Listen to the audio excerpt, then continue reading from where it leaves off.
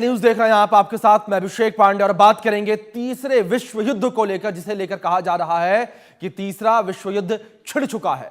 बड़ी खबर निकलकर सामने आई है। ईरान ने इजरायली हमले को नाकाम किया है। ईरान ने इजरायली हर्मिस ड्रोन को मार गिराया है। ये बड़ी खबर निकलकर सामने आ रही है। ईरान ने इजरायली हर्मिस ड्रोन को मार गिराया है, इस हमले को नाकाम किया है। ये बड़ी खबर निकलकर सामने आ रही है। ईरान ने इजरायली हमले को नाकाम किया है। ईरान ने इजरायली हर्मिस ड्रोन को मार गिराया है। ये बड़ी खबर निकलकर सामने आ रही है। ईरान ने इजरायली हर्मिस ड्रोन को मार गिराया है। ये बड़ी खबर, ईरान ने इजरायली हमले को नाकाम किया। लगातार हमले दोनों ओर से जारी है।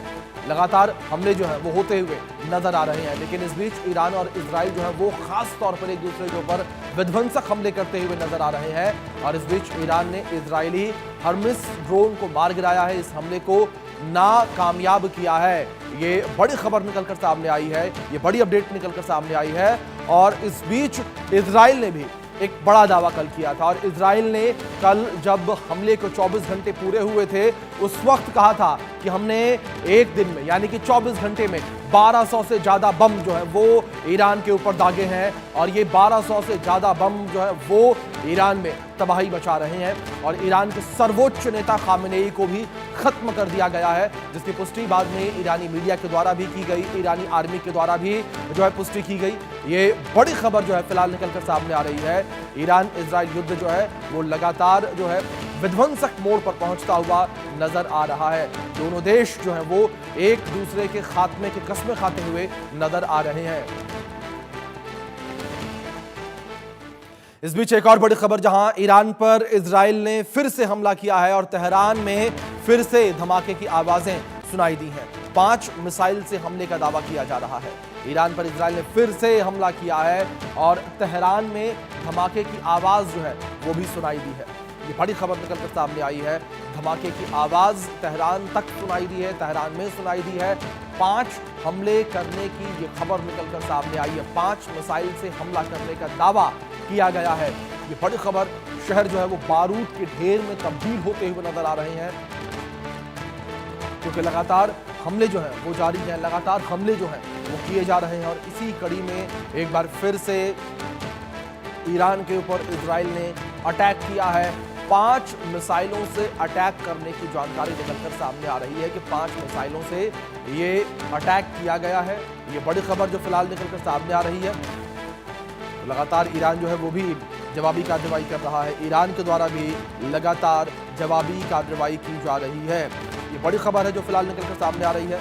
और इस बीच इजराइल के द्वारा 5 मिसाइल हमले करने का दावा किया जा रहा है। ये बड़ी खबर है जो फिलहाल निकलकर सामने आ रही है। 5 मिसाइल अटैक करने का दावा इस बीच किया जा रहा है। ये बड़ी खबर है जो फिलहाल सामने आ रही है। ईरान और इजराइल लगातार एक दूसरे के ऊपर हमले करते नजर आ रहे हैं। और इसी कड़ी में ईरान जो है वो भी अब जो है मिडिल ईस्ट के देशों पर भी अटैक कर रहा है। उन देशों के ऊपर अटैक कर रहा है जहां पर अमेरिका के बेस मौजूद है। अमेरिकी बेस को निशाना जो है वो बनाया जा रहा है। अमेरिकी बेस को जो है टारगेट किया जा रहा है यहाँ पर ईरान के द्वारा। और इस वजह से जंग जो है वो और भी ज़्यादा विध्वंसक होती हुई नजर आ रही है। ये बड़ी खबर है जो फिलहाल निकलकर सामने आ रही है। तेहरान में फिर से धमाके की आवाज़ जो है वो सुनाई दी है। ये बड़ी खबर जो फिलहाल निकलकर सामने आ रही है।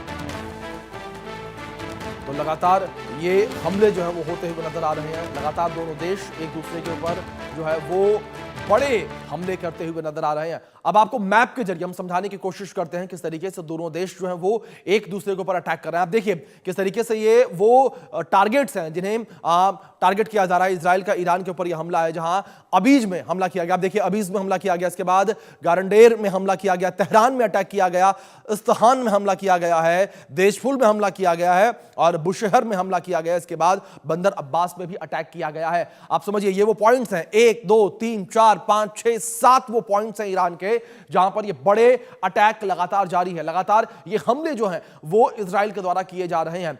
ये आप मैप देखिए, ये आप ईरान के मैप को देखकर समझेंगे किस तरीके से अटैक जारी है। आप समझिए, आप यहां पर ईरान का ये इजराइल के ऊपर जो अटैक है वो समझिए आप, 1 2 3 4 5 6 7 8 9 पॉइंट्स ऐसे इस वक्त मिडिल ईस्ट के निकलकर सामने आ रहे हैं जहां पर हमले जो है किए जा रहे हैं। सीरिया, इसके बाद भूमध्य सागर, Jordan, Israel, Iraq, Kuwait, Bahrain, Qatar, UAE, Saudi Arab, आप देखिए किस तरीके से पूरे के पूरे मिडिल ईस्ट में इस वक्त ईरान जो है वो कोहराम मचाता नजर आ रहा है। ईरान किस तरीके से, आप देखिए ऊपर से लेकर नीचे तक लगातार केवल यहां पर ईरानी मिसाइलें जो है वो नजर आ रही हैं, और लगातार जो तस्वीरें भी निकलकर सामने आ रही हैं, आप दुबई से वो भी तस्वीरें काफी कुछ बयां करती नजर आ रहे हैं। बहरीन की तस्वीरों को लेकर बात करें, सऊदी अरब की तस्वीरों को लेकर बात करें, ये तस्वीरें साफ तौर पर बता रही हैं कि किस तरीके से मिडिल ईस्ट के देशों को निशाना बना रहा है ईरान, और किस तरीके से जो मिलिट्री बेस यहां पर मौजूद है अमेरिका के, उन्हें टारगेट कर रहा है। विषय पर बातचीत करने के लिए दो खास मेहमान हमारे साथ जुड़े हुए हैं। हमारे साथ रिटायर्ड कर्नल टीपी त्यागी जुड़े हैं डिफेंस एक्सपर्ट के तौर पर, हमारे साथ रिटायर्ड मेजर मोहम्मद अली शाह जी जुड़े हैं डिफेंस एक्सपर्ट के तौर पर। बहुत स्वागत आप दोनों मेहमानों का। Tyagi ji good morning. और मेरा पहला सवाल आपसे त्यागी जी यही है कि जिस तरीके से लगातार ईरान जो है मिडिल ईस्ट के देशों को टारगेट कर रहा है, क्या अब यह क्लियरली मान लिया जाए कि मल्टी फ्रंट वॉर हो चुकी है? जी बिल्कुल, बिल्कुल मान लिया जाए कि थर्ड वर्ल्ड वॉर प्रारंभ हो चुकी है। जी फाइनल जिसे कहते हैं final spoke in the wheel, वो ये है कि यूके यानी कि यूनाइटेड किंगडम, फ्रांस और जर्मनी, उन्होंने भी ये तय कर लिया है कि हम अमेरिका और इजराइल के साथ मिलकर ईरान से लड़ेंगे। यानी कि यूरोप भी इसमें इन्वॉल्व हो गया, और जी अमेरिका, इजराइल और ईरान तो पहले से इन्वॉल्व थे ही, और इसके अलावा कई फ्रंट के ऊपर दुनिया में वार फ्रंट खुले हुए हैं, वहां पे लड़ाई चल रही है। यानी कि और क्या चाहिए? थर्ड वर्ल्ड वॉर को कैसे कैसे डिफाइन करेंगे? ऐसे ही तो डिफाइन करेंगे कि जी अलग अलग कॉन्टिनेंट में डिफरेंट सुपर पावर्स इन्वॉल्व हो। हाँ, थोड़ी सी बात बाकी है अभी। जी रशिया और चाइना, हालांकि रशिया तो इन्वॉल्व है यूक्रेन के साथ, चाइना का अभी डायरेक्ट इन्वॉल्वमेंट नजर नहीं आया है।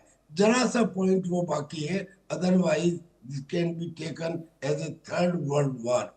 जो अटैक्स हुए हैं, आप जी कल्पना कीजिए कि 250 बम 24 घंटे में इजराइल ने ईरान के ऊपर दागे। जी यानी कि हर घंटे में 5 बम। और जी जो बम्स हैं वो एक आध केजी के बम्स नहीं है, जी वो टनों में जिनका वजन है वो बम दागे गए हैं। यानी कि नुकसान कहीं भी हुआ हो लेकिन बड़ा हुआ होगा।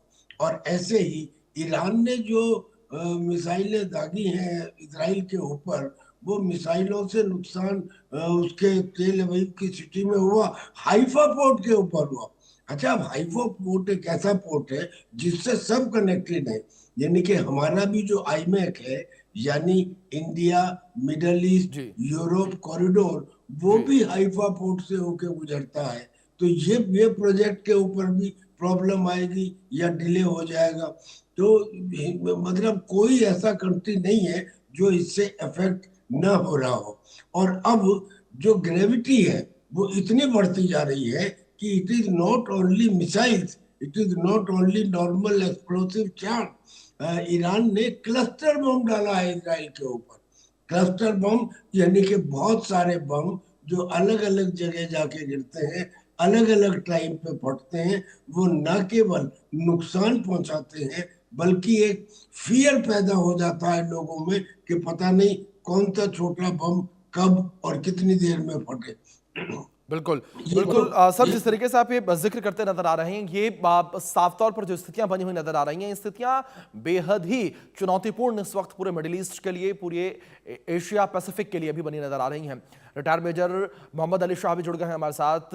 Ali Shah ji good morning to you. और अली शाह जी, मेरा सवाल आपसे यहाँ पर सबसे पहला यही है, क्योंकि अगर महाशक्तियों को लेकर बात करें तो महाशक्तियों को आप कहां पर स्टैंड करते हुए देखते हैं? चीन को लेकर बात करें, रूस को लेकर बात करें, और इस बीच अमेरिका को लेकर बात करें तो उसका स्टैंड क्लियर है, लेकिन दूसरी और यूके का भी सर ने जिस तरीके से जिक्र किया, इस पर मैं आपसे जवाब दूंगा। लेकिन बड़ी खबर निकलकर सामने आ रही है, ईरान